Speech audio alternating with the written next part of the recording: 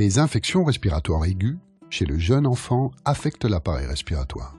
Nez, oreilles, gorge, larynx, trachée, bronches ou poumons. La pneumonie est la plus mortelle d'entre elles. 3 siècles avant notre ère, Hippocrate, père de la médecine, en décrit déjà les symptômes. Fièvre aiguë, douleur, toux et crachat. Lorsque la pneumonie est à son comble, le cas est sans remède, jugeait-il. En 1875, le médecin suisse-allemand Edwin Klebs est le premier à observer des bactéries dans les voies respiratoires des personnes mortes d'une pneumonie. Mais le lien entre bactéries et maladie reste encore obscur. En 1882, le médecin allemand Karl Friedlander identifie précisément 2 bactéries responsables de la pneumonie grâce à une nouvelle technique toujours utilisée aujourd'hui, la coloration de Gram. L'une d'elles est le Streptococcus pneumoniae ou pneumocoque. En 1918, la pneumonie détrône la tuberculose au panthéon des grandes maladies tueuses. Le médecin canadien William Osler la surnomme le capitaine des hommes de la mort. À partir de la moitié du XXe siècle, grâce à l'avènement des antibiotiques, pénicilline en tête, des techniques chirurgicales modernes et des soins intensifs, le taux de guérison augmente considérablement. La mortalité due à la pneumonie s'effondre dans les pays développés. À partir des années 70, les premiers vaccins contre le pneumocoque accentuent la baisse du nombre de malades dans les pays riches. En 1977, on commence à vacciner les adultes et en 2000, les enfants. En 1988, débute la vaccination contre la 2e bactérie la plus dangereuse, l'Haemophilus influenzae, type B ou HIB. Alors que la vaccination contre le HIB a été introduite presque partout dans le monde, la vaccination contre le pneumocoque, au coût élevé, peine encore à gagner les plus pauvres.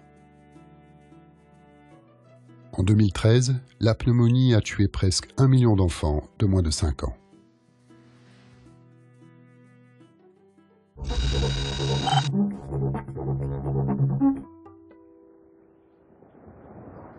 La plus mortelle des infections respiratoires aiguës, la pneumonie, est la première cause de mortalité des enfants de moins de 5 ans. Elle tue 3000 enfants par jour. En 2010, la moitié de ces victimes vivent en Afrique et 40% en Asie du Sud. Une poignée de pays dénombre la moitié des enfants morts de pneumonie et de diarrhée. L'Inde, le Nigeria, la République démocratique du Congo, le Pakistan et l'Éthiopie. De nombreux facteurs déclenchent la pneumonie ou l'aggravent. La malnutrition, par exemple. Mal nourri, un enfant a 6 fois plus de risque de tomber malade. La mauvaise qualité de l'air dans les foyers favorise aussi la maladie. En Afrique subsaharienne, 80% de la population utilise encore bois ou charbon pour faire cuire ses aliments. Même si au cours de la dernière décennie, le nombre annuel de morts a diminué presque de moitié, l'accès aux soins n'est pas équitable. La majorité des pneumonies peut être facilement soignée avec des antibiotiques. Mais dans les pays pauvres, moins d'un tiers des enfants en bénéficient.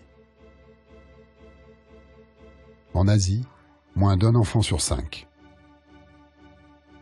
En Afrique, moins d'un sur 3. La vaccination, elle aussi, est à 2 vitesses. En 2011, 40% seulement de la population des pays pauvres bénéficie des vaccins contre le pneumocoque, contre 75% dans les pays riches.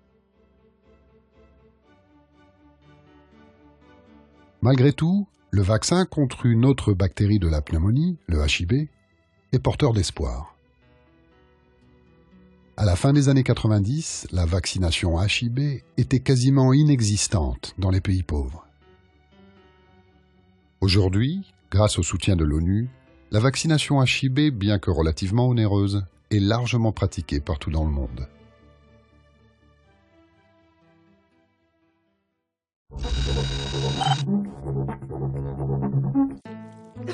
Il y a deux types d'infections respiratoires.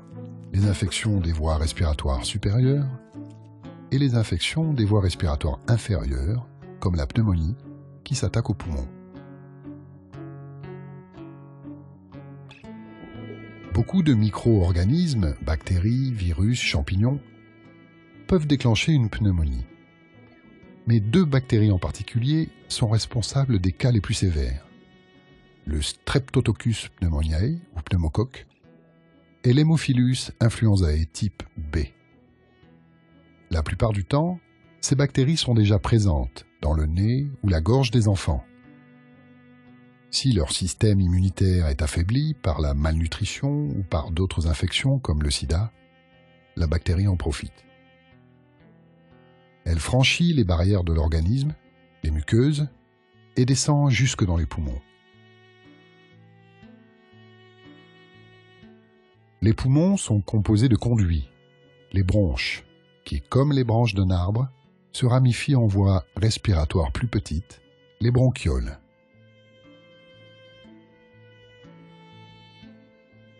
À l'extrémité des bronchioles, de petits sacs aux parois très minces, les alvéoles, permettent à l'oxygène de passer dans le sang et au dioxyde de carbone d'en sortir.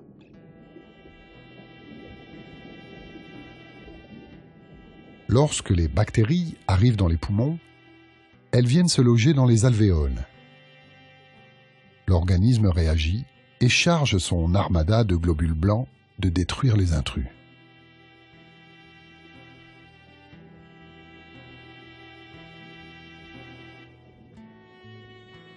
Au fond de l'alvéole, un amas de fluide se forme. Globules blancs, restes de bactéries détruites, et les bactéries vivantes qui continuent de se reproduire. Une sorte de barrage se constitue qui empêche l'oxygène de passer dans le sang et le dioxyde de carbone d'en sortir. Les alvéoles ne fonctionnent plus. C'est alors que les premiers symptômes apparaissent. La fièvre, comme réaction normale du corps contre l'inflammation, et la toux, un réflexe causé par la présence de fluide dans nos poumons. Si c'est une forme grave, chez les jeunes enfants en particulier, leur poitrine se rétracte quand ils inspirent et leur respiration devient difficile. Dans le pire scénario, c'est la mort du tissu pulmonaire, l'infection généralisée et la détresse respiratoire. Sans soin, une pneumonie grave est presque toujours fatale.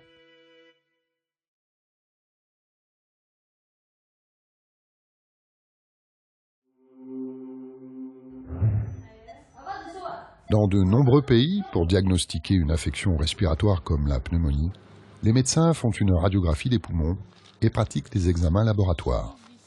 Mais ces outils sont rarement disponibles dans les pays pauvres où elles tuent le plus.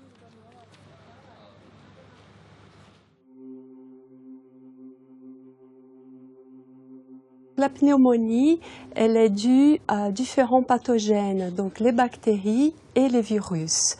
Et en fonction de ces pathogènes, les traitements peuvent être complètement différents. En 2011, la Fondation Mérier a mis en place une étude dans 9 pays différents, donc localisés sur 3 continents, pour mieux identifier l'origine, la cause de la pneumonie. Nous avons mis en place des outils de laboratoire moléculaires capables d'identifier à la fois dans chaque prélèvement 19 virus et 5 bactéries différentes. Dû à l'identification des pathogènes, nous pouvons améliorer les traitements en fonction des diagnostics. Et les vaccins, car dû au typage des pathogènes, nous pouvons améliorer les vaccins existants et identifier d'autres potentiels vaccins dans différents pays ou dans les pays où la pneumonie est la principale cause de mortalité.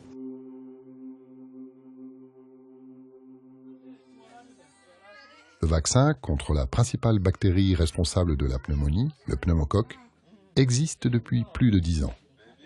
Le dernier en date, le PCV13, permet de réduire de 80 à 90% les infections dues au pneumocoque. Mais à cause de son prix, la plupart des pays pauvres ne l'ont pas encore intégré dans leur programme de vaccination.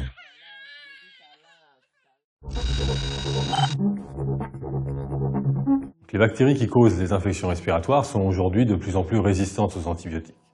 Pour trouver des solutions contre ces bactéries résistantes aux antibiotiques, nous développons aujourd'hui l'utilisation des bactériophages qui sont des virus qui ont cette spécificité d'infecter uniquement les bactéries.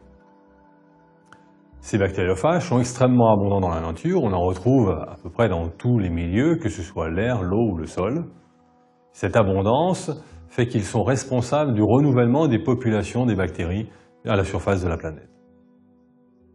Parmi les différentes expériences qui ont été menées jusqu'à présent, il a clairement été démontré que les bactériophages peuvent être administrés par voie aérosol, permettant une application directe du traitement des pneumonies. L'un des avantages des bactériophages, c'est leur grande spécificité. Chaque bactérie peut être infectée par des bactériophages spécifiques, si bien qu'en traitement, les bactériophages vont s'attaquer aux bactéries qui posent problème et ne vont pas toucher les autres bactéries, contrairement à l'utilisation d'autres stratégies antibactériennes.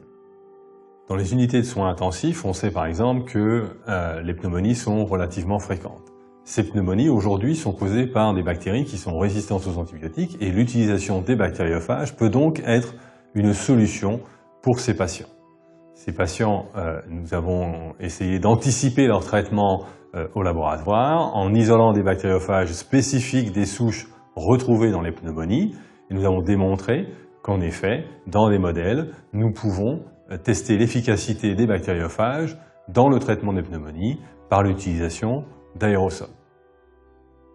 L'aérosol permet l'administration directe du bactériophage au cœur du site infectieux et permet facilement sa diffusion dans les poumons, permettant de résoudre rapidement l'épisode de pneumonie.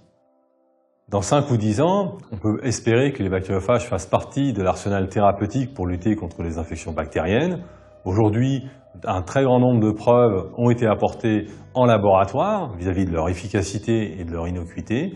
Il faut aujourd'hui que des essais cliniques prennent le relais pour pouvoir apporter cette thérapeutique aux patients.